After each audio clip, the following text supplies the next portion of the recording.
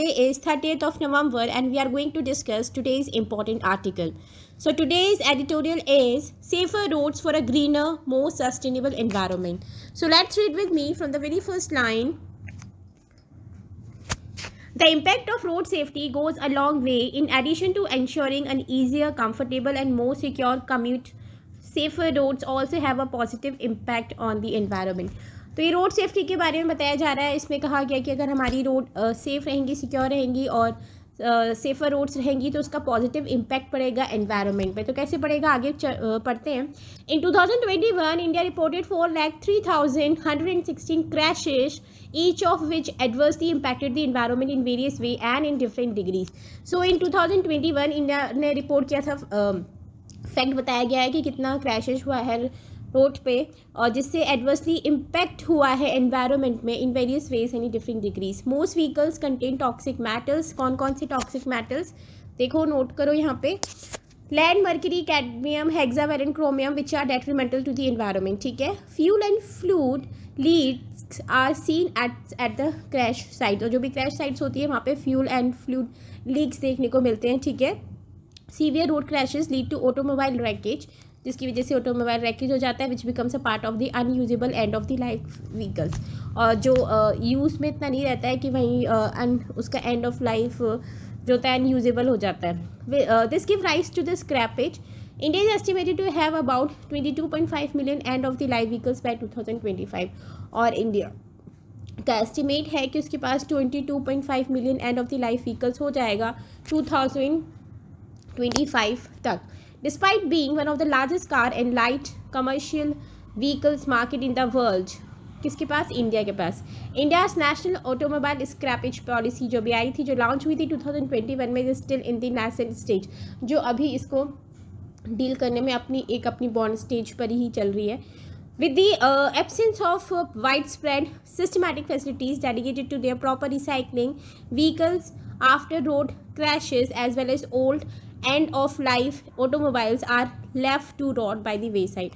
और जो क्रैशेस हो जाते हैं उसके बाद क्या होता है, वो व्हीकल्स वहीं पड़े रहते हैं. ठीक है. कोई यूज़ में नहीं रहते हैं.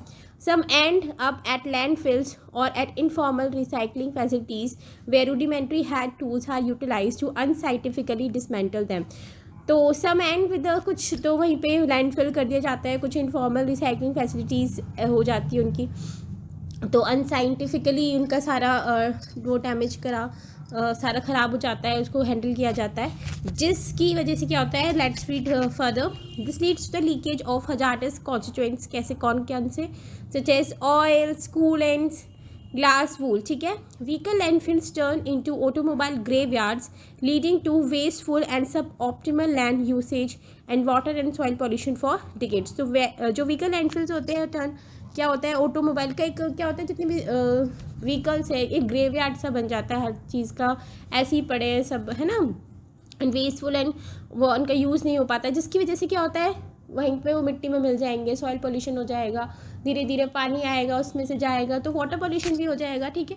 तो ये इस पूरे में क्या दे रखा था, रोड सेफ्टी अगर रहेगी तो एनवायरनमेंट अच्छा रहेगा, और अगर वहाँ पे क्रैशेस होंगे तो वो धीरे धीरे अगर उनको सही से, और जो भी ऑटोमोबाइल्स हैं जो रैकेज उनका हो गया ढंग से अगर मैनेज नहीं करे जाएंगे, अनसाइंटिफिकली मैनेज होगा तो उसका तो उसका इम्पैक्ट धीरे धीरे वाटर पॉल्यूशन और सॉइल पॉल्यूशन कर सकता है. ठीक है. नेक्स्ट पढ़ेंगे नीचे. Speeding limit. Road safety and environmental sustainability are closely intertwined concept. और जो रोड सेफ्टी है और एनवायरमेंट सस्टेनेबिलिटी है इंटर रिलेटेड है. ठीक है. Being cognizant of the latter while working on the former is the need of the hour. ठीक है. One of the biggest factor for road crashes is speeding. तो biggest factor जो है वो रोड पे क्रैश हो जाता है, उसकी वजह से ऑब्वियसली स्पीड ही होती है, लोग बहुत ज़्यादा अपनी स्पीड पर चलते हैं तो एकदम से एक्सीडेंट हो जाते हैं. ठीक है. इन 2020 alone speeding was responsible for 91,239 road crashes facilities. बहुत बेसिक से इसलिए समझाया जाता है क्योंकि हर तरीके के बच्चों को साथ लेके चलता है, कोई फ्रेशर है जो भी है, लेकिन अगर हमें एग्ज़ाम क्रैक करना है तो एक स्टूडेंट की तरह ही हमको पढ़ना पड़ेगा. ठीक है. नेक्स्ट पढ़ते हैं. Speeding has consistently been responsible for over 60% of all road crash fatalities in India in the last 5 years. तो ये डेटा दे रखा है जो स्पीड की वजह से 60% रोड क्रैश हुए हैं, एक्सीडेंट हुए हैं हमारी इंडिया में लास्ट 5 years में. Simulation exercises in Europe have demonstrated that cutting motorway speed limit even by 10 km/h can deliver 12% to 18% fuel saving for current technology passenger car along with a significant reduction in pollutant emission. तो एक Europe का demonstration है कि अगर speed की limit हम 10 km/h से हम लिमिट कर देंगे तो वो उससे क्या होगा 12 to 18% फ्यूल सेव हो जाएगा, ठीक है, और जिसकी वजह से रिडक्शन भी हो जाएगा पॉल्यूटेंट एमिशंस का, ठीक है. पर्टिकुलरली कौन कौन से, nitrogen oxides, particulate matter from diesel vehicles. A similar study conducted in Amsterdam demonstrate that. बहुत अच्छा है, आंसर लिखोगे ना तो इसमें से आपको कितना अच्छा डेटा मिल रहा है. Similar study conducted in Amsterdam demonstrated that when the speed limit was lower from 100 km/h to 80 km/h, ठीक है, तो particulate matter reduced by up to 15%, thereby significantly improving air quality, है ना.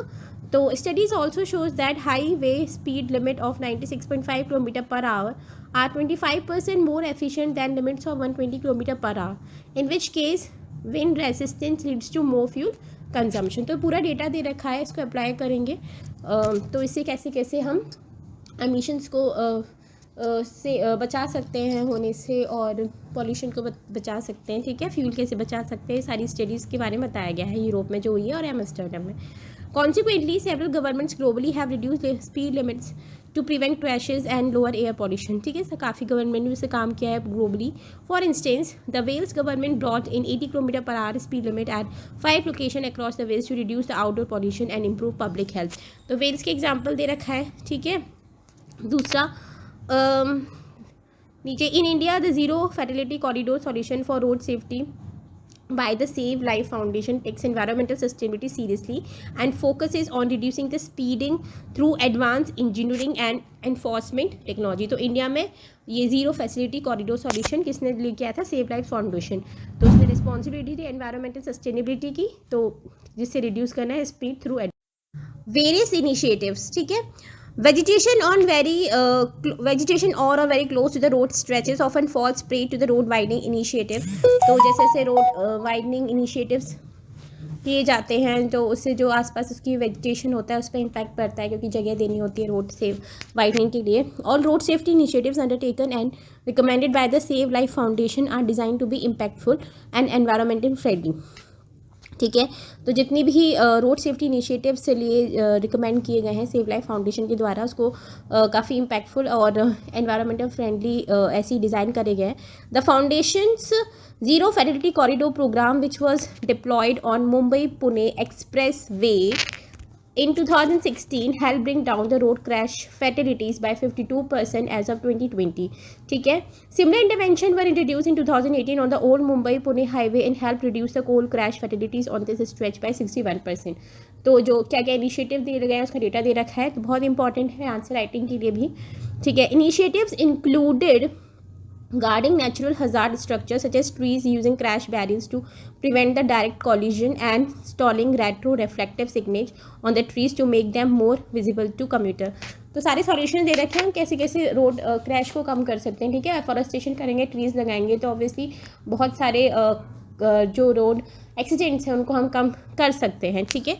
अब हम पढ़ेंगे यहाँ पे, the government of India too is now building green corridors to go over forest and annual path as oppose to going through them. तो government भी initiatives कर रही है कि हम ग्रीन कॉरिडोर्स बनाए जाए और एनिमल पाथ और वो सब अलग हों. Scaling this will have a profound impact on the preserving the environment while ensuring the better road connectivity. और इससे बेटर एक प्रिजर्व करेंगे अपने एनवायरनमेंट को और इंश्योर करेंगे बेटर रोड कनेक्टिविटी, ठीक है.